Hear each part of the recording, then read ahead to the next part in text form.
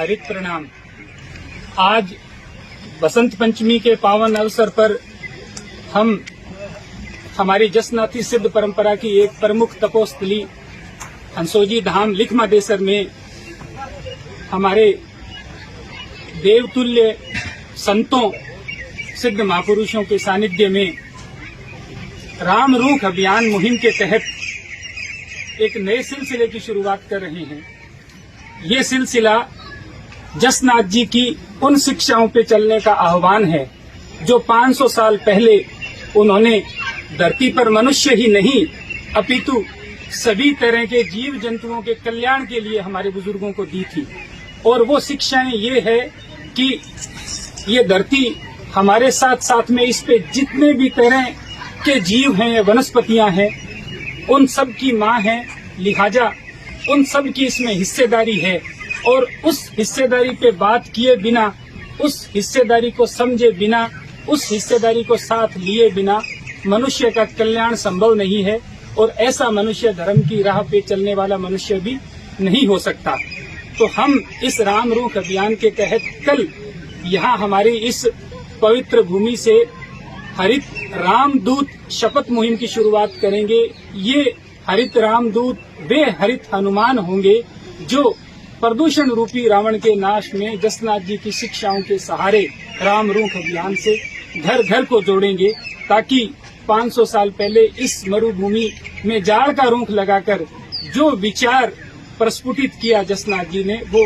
एक वट वृक्ष के रूप में हिंदुस्तान ही नहीं पूरी दुनिया को जलवायु परिवर्तन के इस संकट के दौर में एक रास्ता दिखाए।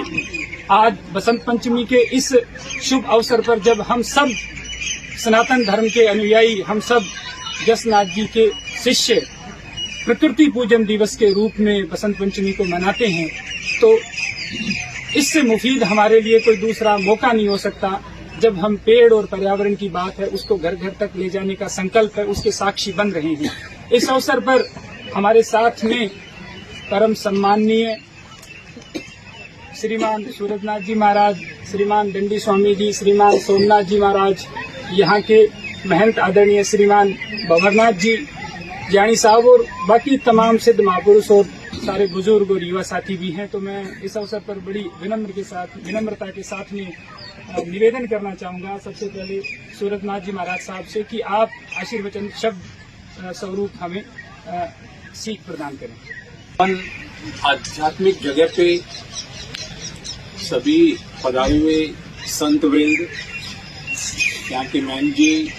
सिद्ध पुरुष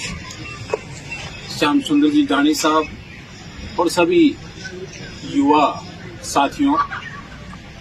ये अपन लोगों का परम सौभाग्य है कि अपन जसनाथ जी महाराज की जो मूल शिक्षाएं हैं उस पे काम करने का संकल्प ले रहे हैं। आज जो है, जैसा कि श्याम सुंदर जी ने बताया कि बसंत पंचमी के मौके पे और हंसोजी महाराज का जो पावन मंदिर बना है, तो ये दोनों ही जो है स्मृति अपन लोगों के लिए सदैव के लिए बने। तो इस हेतु से और विशेष रूप से प्रकृति के प्रति हमारा दायित्व क्या है, और प्रकृति को जो है हम माँ कहते हैं, धरती को हम माँ कहते हैं, या धरती के जो भी घटक है, जो भी चर या अचर जो भी चीजें हैं, चाहे वो जीव जंतु हो, पेड़ पौधे हो, पशु पक्षी हो या मनुष्य हो, सबका जो जीवन है उसका आपसी परस्पर जो जीवन निर्वाह है, उसी से इसकी सुंदरता बनी हुई है और उसी से यहाँ का जो जीवन है वो फलीभूत होता है और आगे बढ़ता है। तो जसनाथ जी महाराज की शिक्षाएं जो है उनका क्रियान्वयन करने का जो अपन काम कर रहे हैं, ये पावन काम है। वैसे क्या है, चर्चा तो बहुत होती है, अध्यात्म की चर्चा होती है, धर्म की चर्चा होती है, लेकिन अध्यात्म ये कहता है कि जब तक हम उसको क्रियान्वयन नहीं करें तो वो चर्चा जो है वो निरर्थक है और समय की बर्बादी है। इसलिए यहाँ जो काम हो रहा है ये बहुत बड़ा काम है और मूल रूप से अपन लोग इस पावन काम को प्रारंभ करके जो जसनाथ जी महाराज की शिक्षाएं हैं उनका जो है सभी लोगों के सामने एक उदाहरण प्रस्तुत कर रहे हैं कि अपन लोगों को केवल चर्चा नहीं करके काम करना है, और काम से ही जो है ये प्रकृति की सुंदरता आएगी और अपना जीवन जो है वो संरक्षित रहेगा। अगर हम स्वस्थ जीवन जीना चाहते हैं और जीवन को अच्छा और फलीभूत होना देखना चाहते हैं, तो उसके लिए हम लोगों को प्रकृति का संरक्षण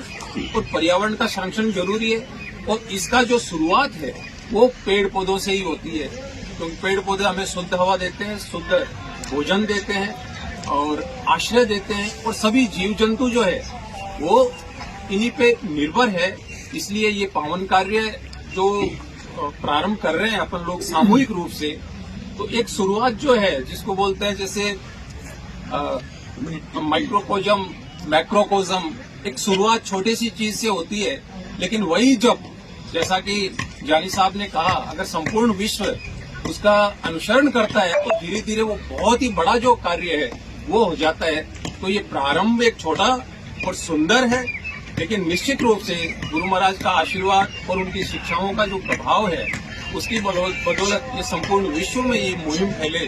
और अपनी सनातन धर्म की जो शिक्षाएं हैं उनका विस्तार मिले, यही मैं आप सभी लोगों से मंगल कामना करता हूँ। श्री हरि, धन्यवाद। धन्यवाद महाराज साहब। अब मैं बड़े सम्मान से निवेदन करूंगा आदरणीय दंडी स्वामी जी से कि आप भी इस अवसर पर हम सबको आशीर्वचन स्वरूप 2 शब्द कहें। सम्माननीय परमहंस संत श्री सोमनाथ जी महाराज, गुरु हंसो जी धाम के सम्माननीय महंत श्री भवननाथ जी एवं सुनाम धन्य श्री श्याम सुंदर जी जानी, अनेक रूप में जो आज इस प्रकृति को अपनी गोद में थमा करके खड़े हैं, वो परात्पर शक्ति।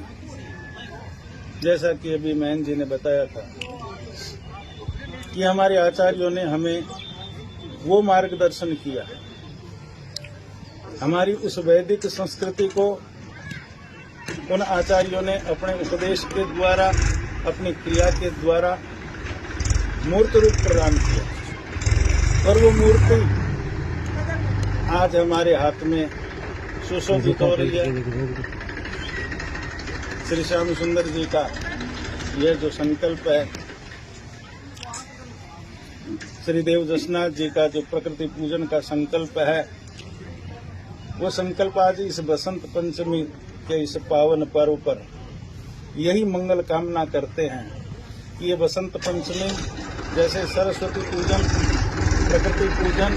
और आज इस राम रूप हरित क्रांति राम रूप पूजन के रूप में एक दिन इस प्रकार पल्लवित हो। ये सरस्वती पूजन के रूप में बसंत पंचमी जानी जाती है, यही बसंत पंचमी एक दिन राम रूप के रूप में जानी जाए, इसी मंगल कामना के साथ धन्यवाद। बहुत धन्यवाद स्वामी जी, आपने बहुत ही जो सारगर्भित बात हमें कही है, और हम सबका ध्येय भी यही है कि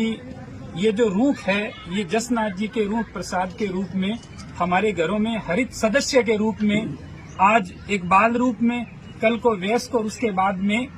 जो है हमारे अभिभावक के रूप में हमारे घरों में सुशोभित हों, ताकि धीरे धीरे हम हमारे घरों से शुरू करके हमारे रिश्तेदार, परिजन, मित्रगण और सभी तक इस मुहिम को लेकर के जाएं। मैं सोमनाथ जी महाराज साहब से निवेदन करूंगा कि आप भी इस मौके पे हमें आशीर्वाद दें।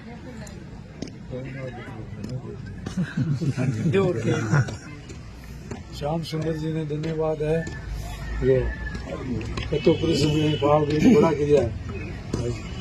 कम से कम 7-8 महीनों में सेवा कर रही है। आपने तो कोई जगह बढ़ गया था, सर्दी तो ज्यादा पड़े तो भी अब जो कहने लाओ जा खेजड़ी का पेड़ लगाओ जी। और देव जी महाराज ने कहा है, एक माता द्रौपदी, बीजी माता महान, बीजी माता वनस्पति माता है, वनस्पति है या ये एक माता है। आप फल फ्रूट देवे और रुई आदि है, आमे वनस्पति में आ गई गामा खड़ा भगवान भीतर जन्म भी गावे माता बेटी वीरो समावे धरपति धरपति में कितनी